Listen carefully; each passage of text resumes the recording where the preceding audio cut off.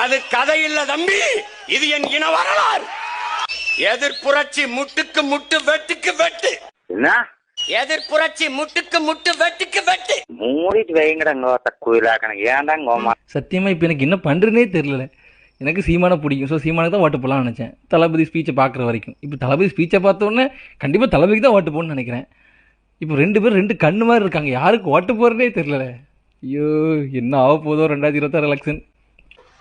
அன்பு என்றால் அன்பு, வம்பு என்றால் வம்பு.